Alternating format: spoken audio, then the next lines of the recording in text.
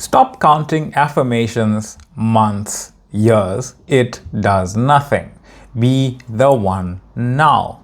And welcome to Redash Your Reality with Reese. I am your host, and on today's video, it's going to break down affirmations, assumptions, and really reality creation as a whole. Feeling it real. What's that mean? Number one, you see, when we're counting, what we really have to understand is how we actually count as reality, right? Because when you understand this, you understand why 10,000 affirmations a day, doing it 369 times for however many days, however many years you think you've been doing this, does not matter. And you'll see why. When you say one, this is what we do, right? We say one, that's one, and then we say two, and then that's two.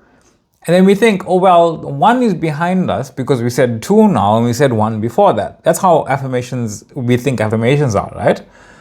Where even on the page, on the screen, one is behind us. It's in somewhere else. But where is it? It's just gone back to potential. We're creating the idea that there's a one before this. We're giving it time-space sense from here. And that's how we believe it really goes, right? We're at number two now. And then what's coming is number three. Behind us is number one, our first affirmation, a second one, a third one, up until some total. But that's not how it works. You see, when you are saying one, and with the idea of counting in mind, right? That you didn't have a start point really. You said one right now, then you know you're going to say two after that. That knowing is a projection of the future. It is another version of you that says two, giving time-space sense backwards and forwards to the version of who you are right now, saying one, I am. The first time you're saying I am. The first time you say I am healthy, wealthy, free, in love, whatever. The second time you say it, you're saying two, but that one is not the same one that you believe yourself to have said. You're saying two for the very first time.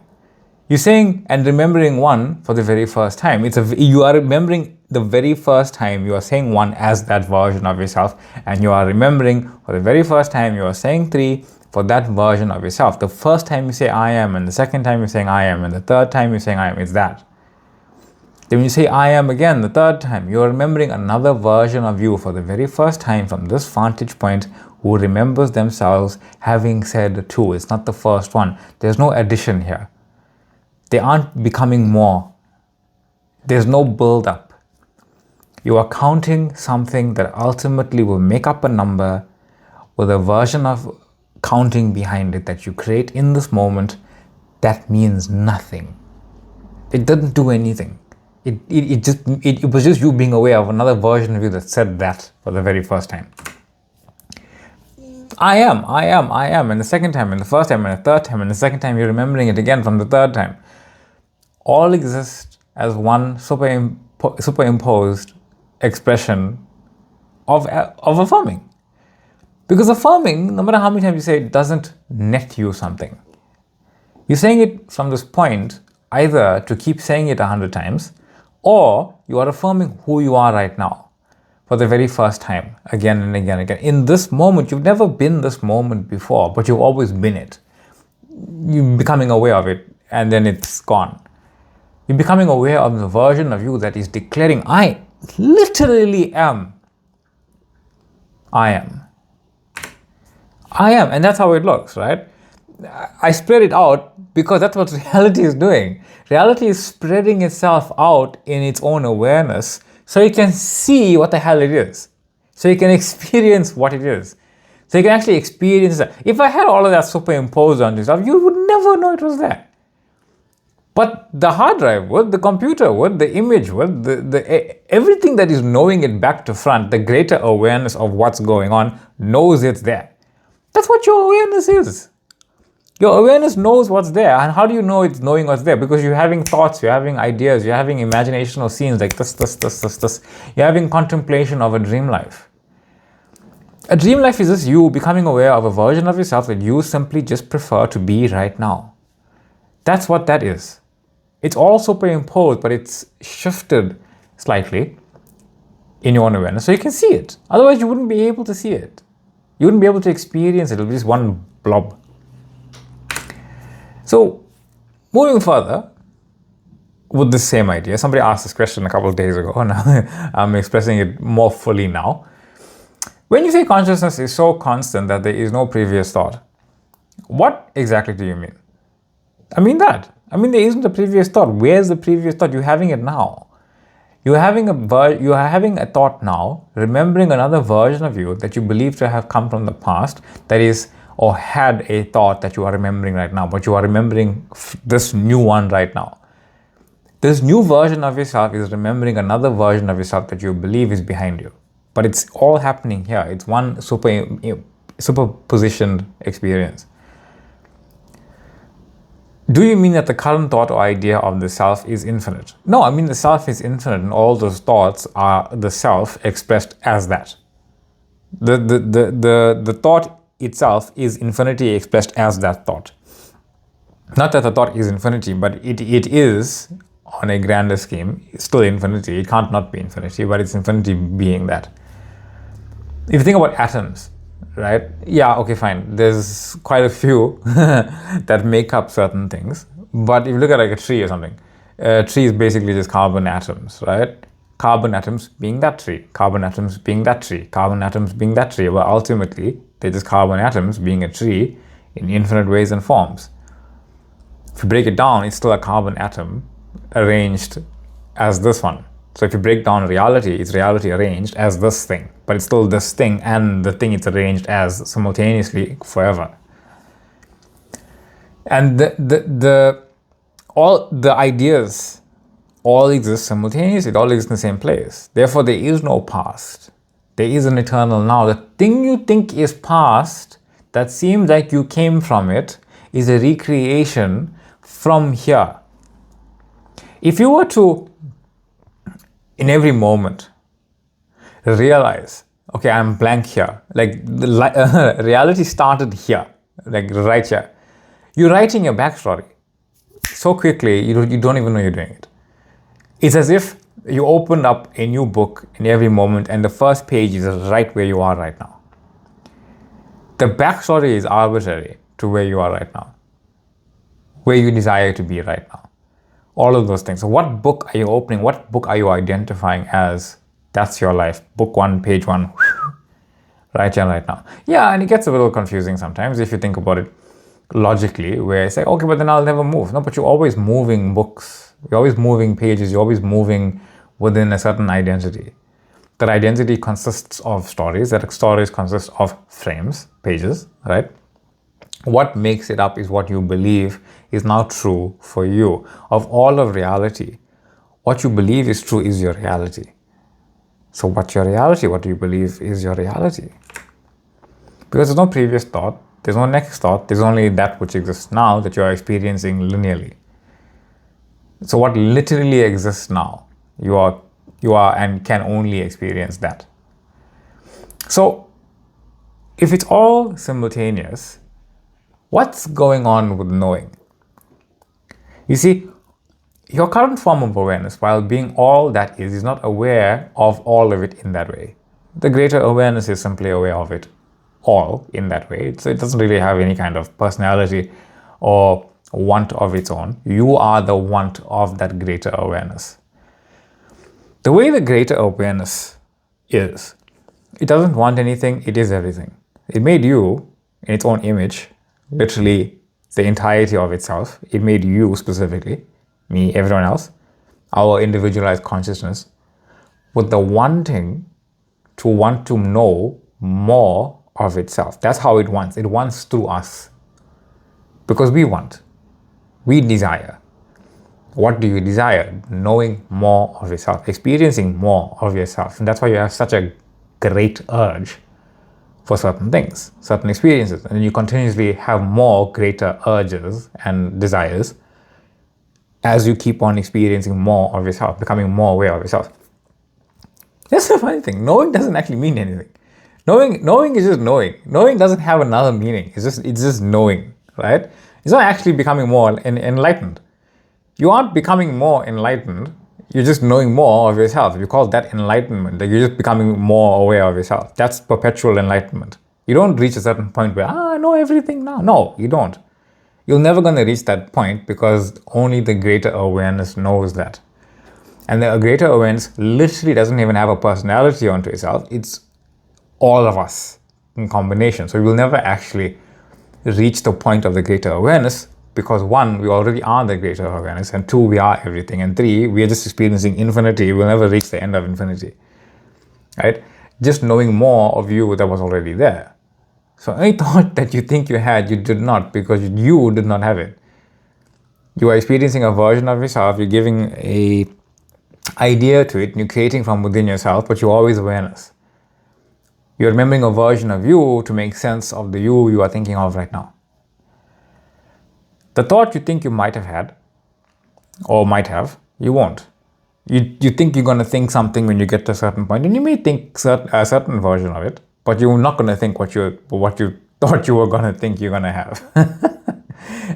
Feeling is a bit easier. You think that when you get to a certain point, you'll feel something. You don't get there and feel that. You're feeling it now. That is a bit cleaner, I think. Because you are creating a version of you in the future that makes sense of the thought you have right now. So it's one entire brand new world that you are experiencing right then and there. Not necessarily the world you stay in. It's just a world you became aware of, not the world you define yourself by as. Because you are the reality. So how you define yourself is the world you experience. And all that's happening now. So what you call previous images are just things that already existed in consciousness. No matter what you become aware of, it already existed. Thoughts you believe you had, you are having now, and you're deciding, I brought this from yesterday, but there's no yesterday, there's only now. When even that is created from now to give this moment and the thought you are having context to knowing it. We have to do this, otherwise it won't make sense. But it makes sense to the greater awareness because it knows what it is and how it works together. It's like hearing a joke. You need the beginning to get to the punchline, but the whole thing existed as one. But it's not going to be funny, which also existed as one, if you don't hear the whole thing in the context it's presented. You're not even things you don't like. You have to experience them in the way you don't like them. Everything is ever now. There's no past, there's no future. They're just yourself as reality, knowing yourself as reality in whatever way you decide to know this. You're choosing right now what to assume about any thought you have. Not had, you still have it. Here's the thing, right? We consider having the thought now in the present moment only having, but you always have it. You always had it. You're just being aware of it now. And this goes for any circumstance, any future, any past condition you think was there, any reality experience you desire. These thoughts, images, and experiences of all of this, you have it. And you have it, but they're not necessarily the truth of your reality. What's the truth of your reality, or what you believe the truth of your reality is indifferent to all of those things. Because what's unfolding as your reality is what you believe is your reality, not those things. They can pop up. You are infinity. You're still going to be infinity no matter what. Who you are in relation to it is still up to you.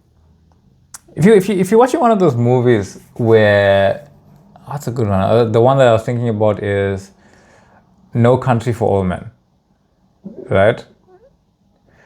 And there's a scene where the main antagonist goes to a shop in the middle of nowhere. The shopkeeper, he's infinity. From his point of view, he is infinity, whether he knows it or not. And he inherited this thing, but he starts there. The character starts right there, right then and there. And he's just going about his day. And he just thinks, well, nothing's changing, nothing's whatever. He's just going about his day. But he's still infinity. He still meets this other guy who represents his own awareness, changing his life in that moment through experiencing. His life already changed. His life is already infinity. But through experiencing, he's changing and experiencing more change of his life. So he would go about saying, no, nothing's happening. But even when you believe nothing is happening, you are still infinity, and those things are still happening. Where things can change your life as an experience from within you, no matter what's going on. So you are drawing. You are a drawing on a page. in every moment. You're a new drawing on a new page in every single moment, and you're deciding what the backstory and the future story of that page is right now, right here. You're basically deciding what you are presented as, what your world is. Because when you're writing a book, when you're writing a story, when you reality creating consciously, you're not just writing your specific character. You can't write your character in a world that is arbitrary.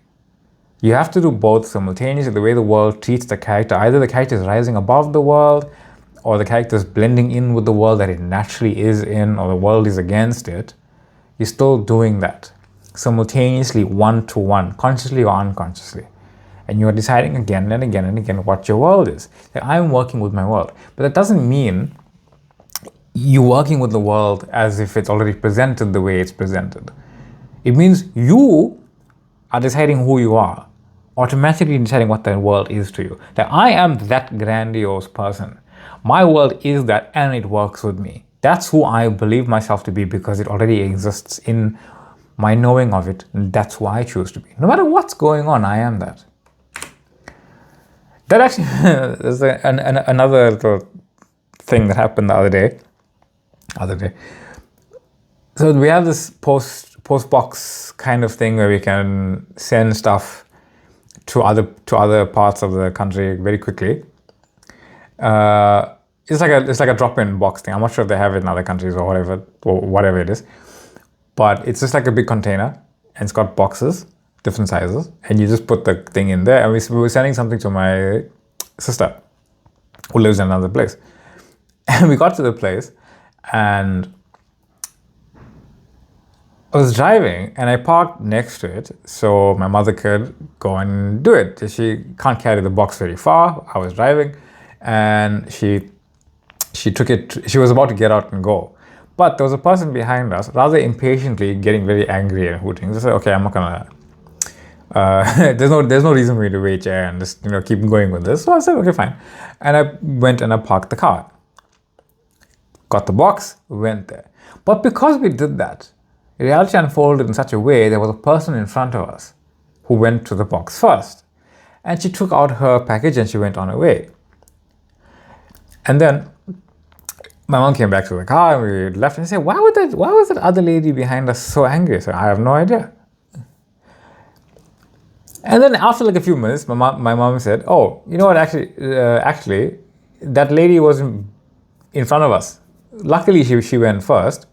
Otherwise, we wouldn't have been able to put it in the box because it was full. I said, oh, then that's why the lady was angry behind us. See, it all worked out. If the lady wasn't angry behind us, I wouldn't have moved. And that other lady wouldn't have got there first, wouldn't have made a place perfectly for us, and we can leave. And she said, oh, yeah, that's a good point. But here's the thing. Reality is not necessarily working out in that way that we think that it's working out. Where it's, how can I phrase this? This is me ad-libbing here, not part of the script. We think that we in the sandbox thing, and these people and events and circumstances are working around our physical body, like our physical body is working with it. No, that's not it. As reality, you are experiencing your physical viewpoint of that scene.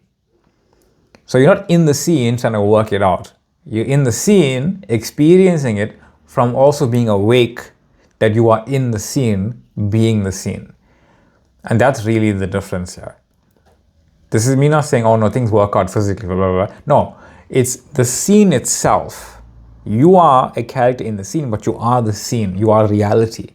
So the truth of reality is that, no, these things are just going to work around me, no matter what I do. So it's not about me like saying no, parking my car there, letting a hoot and be angry, all that. No, just whatever happened, however it happened, it was the happening of just normal, perfectly unfolding, no matter what I did or didn't do. Because I couldn't not do the thing that was perfect in that scene because my physical self is glued to that specific scene. Any other specific scene is a different physical me and physical everyone and everything. So I just became aware of that one. I'm also aware of one where I didn't move. I'm also aware of one where I moved and she was relaxed. I'm also aware of one where that lady didn't go there first. We still got there first. because it all just exists right now, different backstory, different future. So it's not me saying what happened perfectly and everything else stopped happening. All of it's happening. All of it can happen. That's why circumstances don't matter, even the ones that worked out that you prefer. Because if I were to imagine right now, that lady didn't get there first. You say, no, but how could that lady not have gotten there first? You would have seen her in that moment. That's not accurate. In the reality where that lady was not behind me or the other lady did not go to the box first, there's an entirely different backstory. You don't have to go and say, well, the backstory was different. I would have had to have been here. There must have been cars. No, none of that.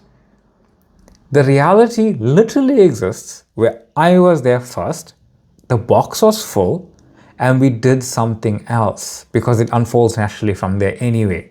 Still working out a different reality altogether. I'm just being aware of the one. See, whenever you are aware of reality, it's a different backstory, it's a different future, it's a different moment. Completely. Because the past already collapsed into potential, right? So what I'm aware of now is only my present assumption of who I am, remembering the one that I prefer, knowing I'm defining myself by the one that I prefer. I'm acknowledging the other ones, but I'm defining it by the one I prefer. It doesn't matter if I experienced it physically or not. You defining yourself has nothing to do with whether you experienced it physically or not. And sometimes you have these thoughts, these ideas, these assumptions, these things that you've never questioned before because you just accepted that it was true. You didn't really contemplate it any other way, but it can still come up, right? It doesn't have any external power. It wasn't objectively real. It wasn't locked in any kind of past, but simply you believed it as a fact. It's like, no, this is a fact of my life that this continuously has to just happen. None of that's true. And you can hear people, you hear people say, no, this is a fact of reality. People are like this. Right? And there was another one. It's coming up in another video, but there was a person who talking about men and women not being able to say what their actual preference is because they're too afraid. That's not a fact of reality. That's a fact of your reality.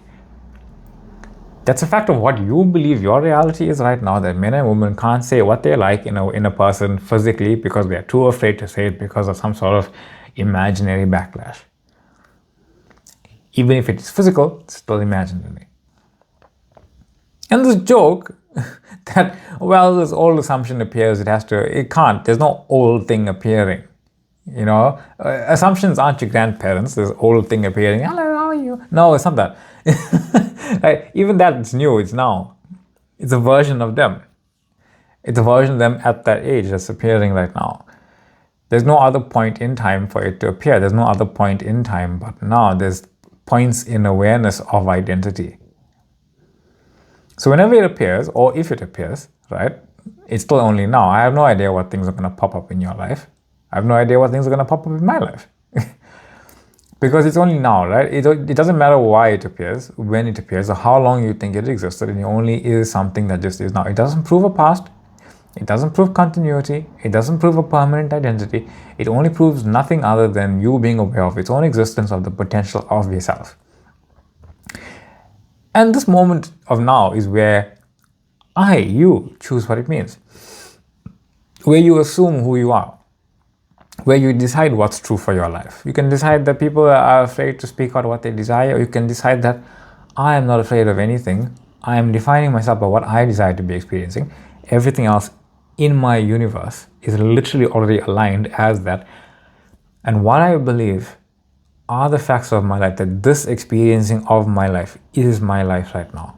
And that's you defining yourself, because there's nothing else out there. There's only your awareness of all that is, and how you choose to believe what your life is, what you choose to believe the facts of your life are, what you choose to believe is the truth of your life right now. What life are you living truly? What life are you living as true for you, making it true for you, of all that is? Not that they are not true, but they are images strung together, creating a truth of your experience. What's that? Who is that? What are you defining that to be? That's your life. And there's nowhere else. It's only now. And now is yours. And just another thing that's want to throw in here for, but I think it's the last one. Yeah. Whoops. Yeah. NevilleGoddard's feeling the ladder and no requirement. It gets a bit confusing if it because sometimes you have to you believe you got to feel the rungs of the ladder physically. But here's the thing: what if you've never been on a ladder? I know it's a bit of a throw question. Funny enough, I kept seeing ladders in the past couple of days. It's like in front of you like a ladder. Yeah. The feeling the rungs physically on a ladder is not a requirement for you to be climbing a ladder. That's not the feeling. The feeling is knowing that this is true. The feeling is the acceptance that this is a true version of reality. It is a state, it is available, it is potential, it is done. That's what it is. Because there are people who have no idea what a ladder is. But I am aware, you are aware, that there is a version of them simply climbing the ladder because you can be aware of it. There's a version of you doing something that you physically cannot understand how it may feel, but that is a limitation of you not being able to physically truly know what this feels like. But that's what the physical version of reality in some sense is there for you for experiencing more of yourself, right? It doesn't make it less reality or more reality. This is another aspect of reality, while it's all one thing, right? It's all one infinite knowingness being. So I'm just choosing here to express, drop the requirement for the physical feeling, for that feeling to be the feeling. So it's not physicality and it's not emotional.